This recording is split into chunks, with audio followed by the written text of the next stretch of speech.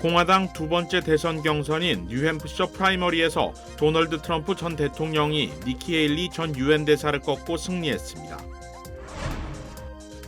조 바이든 행정부가 로 대 웨이드 판결 51주년을 맞아 연방정부 차원에서 피임과 낙태약, 긴급 낙태에 대한 접근을 보장하는 추가 대책을 발표했습니다. 주말을 넘겨 어제까지 계속된 폭우로 인해 남가주 전역이 몸살을 앓았습니다. 특히 샌디에이고에서는 집중호우로 곳곳에 집과 차량들이 물에 잠기는 등 피해가 속출했습니다. 시카고 교회의 주택에서 잇따른 총격 사건으로 8명의 사망자가 발생했습니다. 지난해 브루클린 구치소에서 성면 작업 도중 추락사한 60대 한인 건설 노동자의 유족들이 안전 미비를 이유로 뉴욕시를 상대로 거액의 손해배상을 청구했습니다.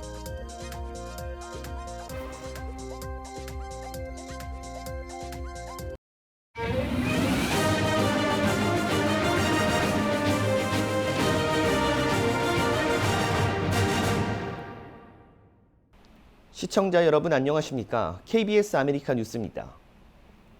공화당 두 번째 대선 경선인 뉴햄프셔 예비선거 개표가 진행 중인 가운데 도널드 트럼프 전 대통령이 사전 여론조사에서 승리해 트럼프 전 대통령 독주 체제가 굳혀질지 주목되고 있습니다.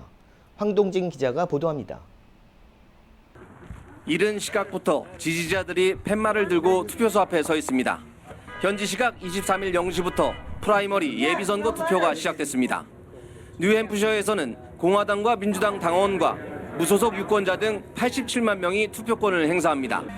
공화당의 경우 앞서 아이오와 첫 경선에서 압도적 1위를 기록한 트럼프 전 대통령과 헤일리 전 유엔 대사의 득표율 격차가 관전 포인트입니다. 10%포인트 이상 격차가 벌어질 경우 헤일리 후보는 사퇴 압박을 받을 것으로 보입니다. 반대로 헤일리가 이기거나 격차가 적을 경우 두 사람 간 대결은 다음 달 사우스캐롤라이나로 이어집니다. Definitely, I voted for Trump. The 4 years he was in office, I think he actually did a great job. So no Trump, Nikki Haley, woman president. It's all good. Something new and fresh. 이번 뉴햄프셔 프라이머리에서 공화당은 11명의 대의원을 선출합니다. 전체 2,400여 명 대의원 가운데 극소수지만 초반 여론 향방을 좌우하는 만큼 후보들에겐 중요합니다. 반면 민주당은 다음 달 3일 사우스캐롤라이나를 첫 경선지로 인정해 이번 선거에는 대의원을 한 명도 배정하지 않았습니다. 다만 일부가 후보 등록을 하지 않은 바이든 대통령을 수기로 적는 운동을 벌였습니다. I hope that he wins, obviously, and what I like about Joe Biden is, like I say, he represents a blue-collar people and then the working class. 투표는 한국 시각으로 아침 10시쯤 마감될 예정인데 마감 직후 기계로 집계를 시작합니다. 이에 따라 오늘 낮 공화당 대선 후보 향방이 드러날 전망입니다. 로스앤젤레스에서 KBS 뉴스 황동진입니다. 조 바이든 대통령도 본격적인 재선 레이스를 앞두고 여성의 낙태권 문제를 정치 쟁점화하기 위한 움직임에 나섰습니다. KBTV 전상희 기자입니다. 바이든 대통령은 성명에서 51년 전 오늘 연방대법원은 정치인 간섭 없이 의사와 지극히 개인적인 결정을 내릴 수 있는 헌법적 권리를 인정했는데 1년 반 전 대법원은 판례를 뒤집고 헌법적 권리를 박탈하는 극단적인 결정을 내렸다고 밝혔습니다. 이어서 결과적으로 수천만 명의 여성이 극단적이고 위험한 낙태 금지주에 살고 있다며 공화당 공직자들 때문에 여성의 건강과 삶이 위험에 처한 것이라고 지적했습니다. 이번 대책에서 연방정부는 무료 피임기구에 대한 접근을 확대하기 위해 별도의 안내를 제공하고 보험사에도 무료 피임과 관련한 의무 고지를 시행하기로 했습니다. 보건당국은 또 별도의 전담팀을 설치해 사실상 낙태를 금지한 21개 주를 포함해 연방 차원의 모든 병원에서 긴급 낙태 시술을 실시하도록 유도할 방침입니다. 바이든 대통령 부부와 카멀라 해리스 부통령 부부는 오늘 버지니아주에서 열리는 행사에 올해 처음으로 나란히 참석해 낙태권 보장 연설에 나섰습니다. 해리스 부통령은 최근 낙태 논쟁의 최전선으로 부각된 위스콘신주를 포함해 전국을 돌며 낙태권 문제 이슈화에 주력할 계획입니다. 워싱턴 포스트 등 주요 언론은 이런 움직임에 대해 민주당이 확실한 정치적 우위를 제공하는 낙태 문제를 강조하기 위한 지속적인 노력의 일환이라고 평가했습니다. 오는 11월 대선을 앞두고 낙태 문제를 부각해 민주당 득표에 큰 도움이 될 수 있도록 하려는 전략이라는 것입니다. 2022년에도 보수 우위의 대법원이 낙태권 폐기 판결을 내린 이후 민주당은 낙태권 문제를 부각하면서 그해 중간 선거에서 예상보다는 선방했다는 평가를 받은 바 있습니다.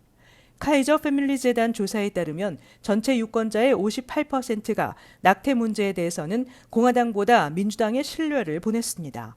KBTV 뉴스 전상입니다. 주말을 넘겨 어제까지 계속된 폭우로 인해 남가주 전역이 몸살을 앓았는데요. 특히 샌디에이고 지역엔 집중호우로 집과 차량들이 물에 잠기는 홍수 피해가 속출했습니다. 윤범수 기자가 보도합니다. 샌디에이고의 한 좁은 시내도로, 불어난 물속에 차량들이 잠겨 있습니다. 잠시 후 급류에 휩쓸린 차량 한 대가 하천을 따라 빠른 속도로 떠내려가기 시작합니다. 샌디에이고시는 어제 하루 만에 최대 4인치의 집중호우가 쏟아지면서 곳곳에서 침수 피해가 발생했습니다. 일부 주택가에는 정전 피해는 물론 차고 안에까지 범람한 물이 들이닥치면서 심각한 재산상의 피해도 발생했고 홍수로 고립된 일부 주민들이 배를 타고 대피하기까지 했습니다. Start going in the doors but outside was already in the middle part of the window. So I was like, he's gonna flood. So you went to the roof. How long did it take before you could come back down? I don't know, maybe a couple of hours. Everything's gone. Disabled. No work. I don't know what else I can do. 샌디에이고 시 당국은 예상보다 폭우 피해가 더 심각해지면서 시 전역에 비상사태를 선포했습니다. 또 침수 지역 교육구들은 일제히 휴교령을 내렸습니다. 샌디에이고 외에 다른 지역에서도 이번 겨울 폭풍 피해 사고가 이어졌습니다. 국립기상청에 따르면 이번 겨울 폭풍으로 남가주 해안과 내륙에 최대 2인치, 산간 지역 최대 4인치의 비가 내렸는데 롱비치 지역은 405번 프리웨이 구간이 침수돼 차량 통행이 폐쇄됐고 그 밖에 프리웨이 곳곳에서 극심한 정체 현상이 이어졌습니다. 또 우드랜드 힐스와 실마시에서는 거리에 대형 가로수가 쓰러져 차량을 덮치는 사고도 발생했고 토펜가 캐년 지역에도 물이 범람해 주민 대피령이 내려지기도 했습니다.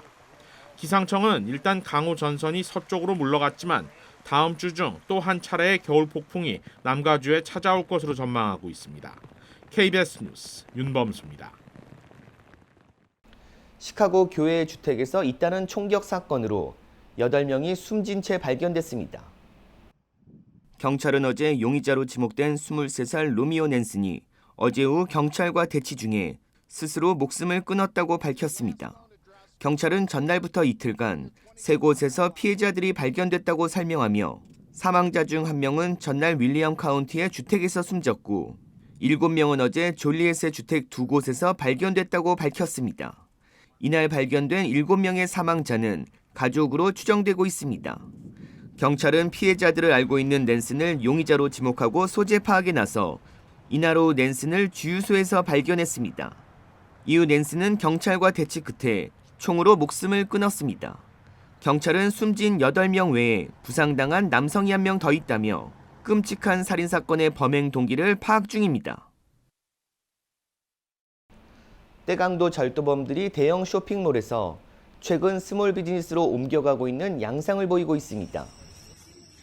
떼강도들이 업소에 들어와 손에 잡히는 대로 가방을 집어 밖으로 나갑니다. 아무런 제지가 없자 쇼핑을 하듯 천천히 물건을 골라서 유유히 나가는 모습도 보입니다. 경보음이 계속 울리고 있지만 절도범들은 전혀 당황하지 않는 모습입니다.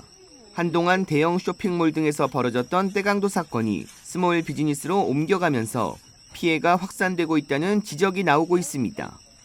최근 이글락 지역에서만 10개 이상의 스몰 비즈니스 업체들이 강절도 피해를 입었고 이에 대한 손해는 고스란히 업주들의 몫이 됐습니다. 피해 업주들은 물건을 쉽게 가져가지 못하게 자물쇠를 채워보고 보안장치도 달아봤지만 아무런 소용이 없다고 하소연했습니다. 또 피해는 곳곳에서 발생하고 있지만 자영업자들은 기댈 곳이 없다고 호소했습니다. 이처럼 떼강도가 기승을 부리고 있지만 치안 책임자인 마이클 무어 LA 경찰국장은 사임을 발표해 LA 치안 공백 우려는 커지고 있습니다. 캐런 베스 LA 시장은 거주 지역과 자영업자들을 보호하기 위해 최선을 다하겠다고 밝혔지만 아직 무허국장 후임을 결정하지 않았습니다. 존 리 LA 시의원이 오늘 차량 번호판 인식기를 시행하기 위한 파일럿 프로그램 발의안을 상정했습니다. 존 리 LA 시의원이 발의한 차량 번호판 인식기 파일럿 프로그램은 LA 12지구의 차량 번호판 인식기를 설치하기 위해 LA 경찰국과 거리 조명국, LA 교통국과 협업해 방법을 연구하고 실시하도록 하는 내용을 담고 있습니다. 또한 이들 부서는 카메라 구매, 설치, 유지 보수를 위해 $50만 달러를 지원받게 됩니다. 존 리 시의원은 LA시 12지구에서 몇 달 동안 강도 범죄가 급증했다며 범죄 위협이 높은 지역에 차량 번호판 인식기를 설치해 범죄자를 추적하고 범죄를 사전에 예방할 수 있을 것이라고 강조했습니다. 지난해 브루클린 구치소에서 한인 건설 노동자가 작업 중 숨지는 일이 벌어졌는데요. 유족들은 안전조치를 제대로 제공하지 않았다며 뉴욕시를 상대로 $1,500만 달러 손해배상을 청구했습니다. KBTV 김은지 기자가 보도합니다. 퀸즈 플러싱에 거주하던 손용찬 씨는 작년 9월 13일 브루클린 하이츠 275 애틀랜틱 애비뉴의 구치소 11층에서 성면을 제거하는 작업 중 18피트 아래로 추락했습니다. 68년 된 해당 구치소는 현재 폐쇄 상태이며 당시 새 감옥으로 탈바꿈하기 위해 철거 초기 작업을 진행 중이었습니다. 추락 사고 후 인근 병원으로 이송된 손 씨는 3일 후인 9월 16일 사망했습니다. 그의 사망으로 뉴욕시 당국은 22일 동안 현장 작업을 중단하고 건설사에 안전규칙 위반 혐의를 적용했습니다. 손 씨가 사망한 후 그의 유족들은 작년 11월 뉴욕시를 상대로 $1,500만 달러의 손해배상 청구 소송을 제기했습니다. 사다리, 하네스, 비계 등 안전조치를 제대로 제공하지 않았다는 이유에서입니다. 사고 당시 손 씨는 건물 11층에서 비닐 시트를 손으로 걷다가 지붕에 난 구멍 사이로 떨어졌는데 해당 구멍은 나무 판자로 덮여 있었고 손 씨가 추락하며 나무 판자는 옆으로 밀렸습니다. 손 씨 유족의 변호사인 앤드류 벵거는 이 비극적인 사건은 구멍만 제대로 덮여져 있었어도 예방이 가능했다며 구치소 철거 프로젝트가 대규모 작업임을 고려할 때 어떻게 해당 구멍을 나무 판자로만 대충 덮어두었는지 이해할 수 없다고 전했습니다. 유족들은 소송에서 결함이 있고 안전하지 않은 판자를 추락의 원인으로 꼽고 이로 인해 손 씨가 외상성 뇌손상, 갈비뼈 골절, 폐 손상을 겪었다고 주장했습니다. 뉴욕시 빌딩국은 안전조사 결과 지붕 구멍을 덮고 있던 판자가 안전하지 않다는 사실이 밝혀졌다고 전했습니다.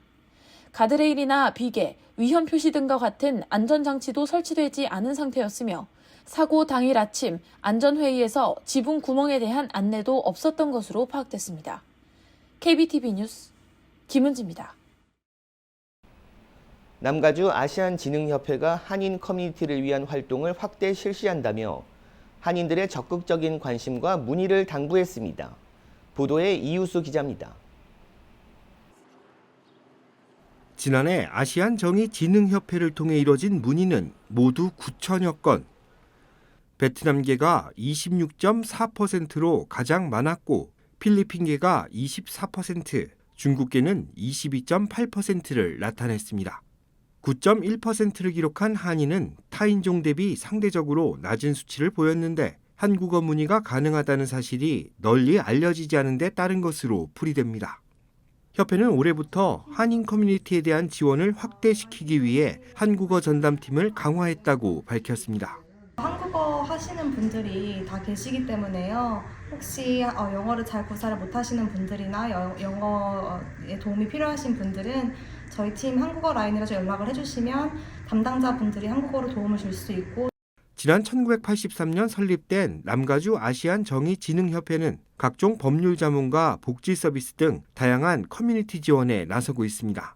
협회 내에는 각종 법률에 능통한 변호사들이 속해 있어 가정법과 이민법 등 다양한 분야에 대한 무료 상담을 받을 수 있습니다.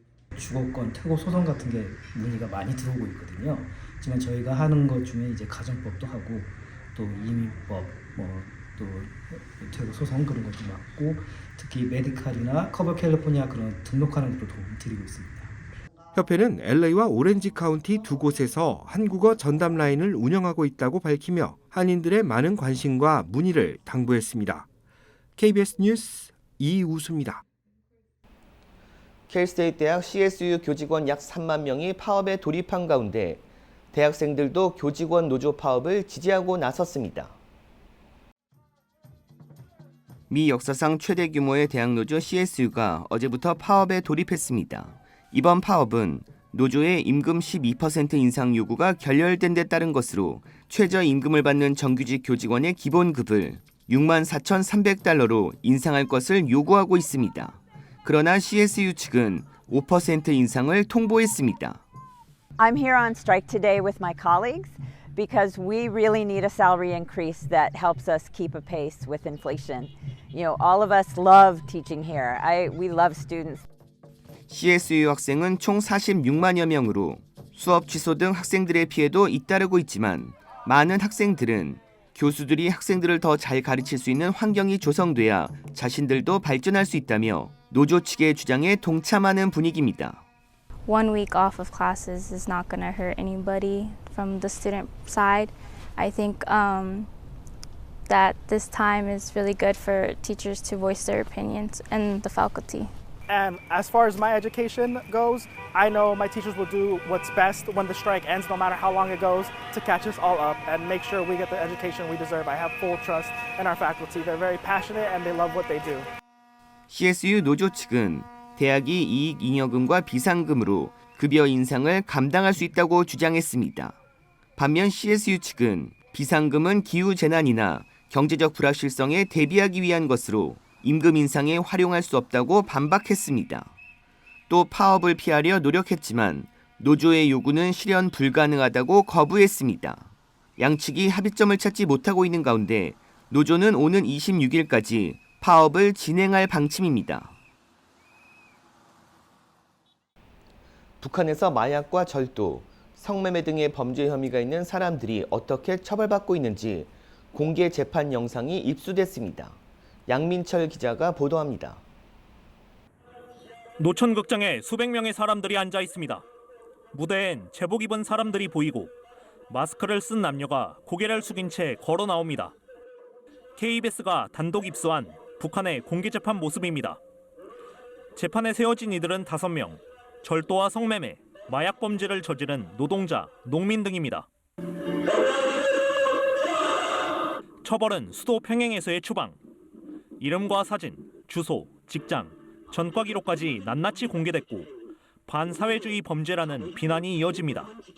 저는 높은 우리의 사회주의 제도를 감히 어째보려고 발악하는 원수들의 쇳덩에 맞장구를 치는 이런 혀들은 무자비하게 짓무려야 한다는 심각한 교훈을 주고 있습니다. 2021년 하반기쯤 촬영돼 주민교육용으로 배포된 것으로 추정되는 이 영상은 북한 문제를 연구하는 샌드 연구소가 입수해 제공했습니다.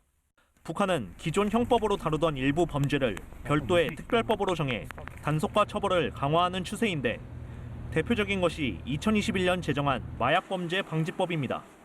아편, 마약의 불법 채취나 제조, 마약 밀수 등은 최대 사형까지 처하도록 했습니다. 마약은 돈을 가지고 있는 자, 또 이제 힘이 있어서 통제 가능하기 때문에 마약을 뺏을 수 있는 자, 이런 사람들이 사용을 했다면 이제는 말단까지 생활화됐다는 게 그 예전과 좀 다른 점인 것 같습니다. 마약, 성매매 관련 재판 영상을 교육용으로 배포한 것도 그만큼 해당 범죄들이 만연해 시급한 계도가 절실하다고 판단한 것이란 분석입니다. KBS 뉴스 양민철입니다. 존슨앤존슨이 발암물질 논란을 일으킨 베이비 파우더와 관련해 7억 달러를 당국에 지불하기로 합의했습니다. 존슨앤존슨은 조사에 착수한 42개 주 검찰과 조사 중단을 조건으로 이처럼 합의했습니다. 각 주 검찰은 베이비 파우더의 발암 논란이 확산하자 존슨앤존슨이 제품을 광고하는 과정에서 소비자 보호법을 어겼는지 등을 조사했습니다. 존슨앤존슨과 각 주 검찰과의 합의는 존슨앤존슨에 대한 소비자들의 집단 소송과는 별개입니다. 앞서 존슨앤존슨은 활석 성분을 소재로 한 베이비 파우더, 화장품과 관련해 4만 건이 넘는 소송에 휘말렸습니다. 활석은 베이비 파우더나 여러 화장품 재료로 널리 활용되고 있지만 발암 물질이 성면 근처에 분포하는 경우가 많아 성면 오염 우려가 제기됐기 때문입니다. 실제로 집단 소송을 제기한 일부 소비자들은 성면에 오염된 활석이 들어간 제품으로 인해 암에 걸렸다고 주장하며 소송을 냈습니다. 이에 대해 존슨앤존슨은 제품 안전성에는 어떠한 문제도 없다는 입장을 고수했지만 지난해 전 세계에서 판매되는 베이비 파우더의 활석 사용을 중단하고 옥수수 전분으로 성분을 교체했습니다. 앞서 존슨앤존슨은 베이비 파우더와 관련해 배상 책임 있는 사업부를 분할해 자회사 매니지먼트를 설립했고 이 자회사는 연방 파산법원에 챕터 11 파산보호 신청을 했습니다. 집단 소송을 한 피해자들은 존슨앤존슨이 책임 회피를 하고 있다고 비판했고 법원은 소비자들의 주장을 받아들여 존슨앤존슨 자회사의 파산 신청을 기각했습니다. 이에 존슨앤존슨은 수만 건에 달하는 집단 소송을 해결하기 위해 지난해 89억 달러의 합의금을 제안한 상태입니다. 한인 교계가 힘을 모아 지역사회 봉사를 더욱 확대해 나갈 계획이라고 밝혔습니다. 47년 역사의 남가주 한인 목사회와 14년 전통의 한인 여성 목사회가 새해를 맞아 적극적인 봉사활동에 나설 계획이라고 밝혔습니다. 목사회는 경제적 어려움은 물론 소외된 사람들을 돕기 위한 적극적인 봉사와 지원을 약속했습니다. 남가주 한인 목사회가 이 지역사회에 어떠한 것으로 인해서 같이 서로 봉사하고 연합하고 단결을 해서 우리가 좀 더 영향력을 끼칠 수 있는가 그러한 것들을 지금 계획하고 있습니다. 우리 지역뿐만 아니라 해외에 이제 정말 못 먹고 물이 없어 이제 생명 위협을 느끼는 정도의 물이 없는 지역에다가 우물도 파주고 그런 일들을 저희들이 지금 계획하고 있어요. 남가주 한인 목사회와 한인 여성 목사회는 형식상 별개의 단체지만 두 목사회는 봉사활동 등 다양한 업무를 협업할 계획이라고 밝혔습니다.